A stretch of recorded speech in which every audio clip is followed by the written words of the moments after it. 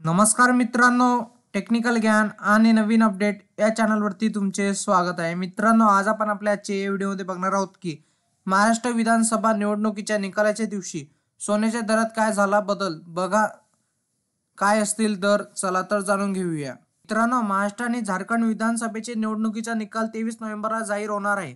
निवडणुकीचा निकाल लागण्याआधी सोन्याचा भाव वाढला होता, पण सोन्याच्या दराने उच्चांक गाठला होता. रशिया युक्रेन युद्धाचा परिणाम देशातल्या सोन्याच्या दरावर झाला आहे. भारतीय श्रम बाजारातली शुक्रवारी परिस्थिती पाहिली तर सोन्याच्या आणि चांदीच्या दरामध्ये वाढ झाली होती.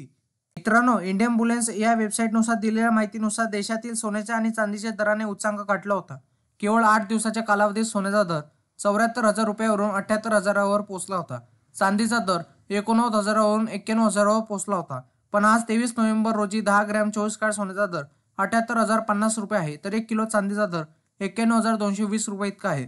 आठवड्याभरातल्या परिस्थितीचा विचार केला तर सोन्याच्या दरामध्ये 8 दिवसामध्ये 4,000 रुपयांची वाढ झाली होती, तर चांदी 82,000 रुपयावरून 91,000 रुपयावर पोहोचली होती. सणासुदीच्या आणि लग्नसराईच्या काळात सोने आणि चांदीचे दर वाढल्याने चिंता व्यक्त केली जात आहे. मित्रांनो, तुमच्या शहरातील 22 आणि 24 कॅरेट सोन्याचा दर काय असेल? मुंबईमध्ये 71,418, तर 24 कॅरेट सोन्याचा दर 77,910 रुपये इतका आहे.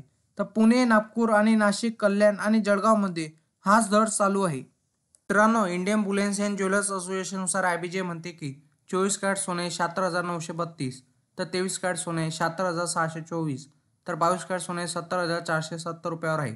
तर 18 कॅरेट आता 57,699, तर 14 कॅरेट सोने 45,005 रुपये प्रति 10 ग्रॅमवर आहे. तर 1 किलो चांदीचा भाव 90,317 रुपये इतका झाला. वायदे बाजारात आणि आंतरराष्ट्रीय बाजारात सोने आणि चांदीवर कुठलाही कर शुल्क नसते, तर सराफा बाजारात शुल्क आणि कराचा समावेश होत असल्याने भावात तफावत दिसून येत असते. मित्रांनो, तुम्हाला असेच नवनवीन व्हिडिओ बघण्यासाठी तुम्ही आपल्या चॅनलला लाईक, शेअर अँड सबस्क्राईब करा. धन्यवाद.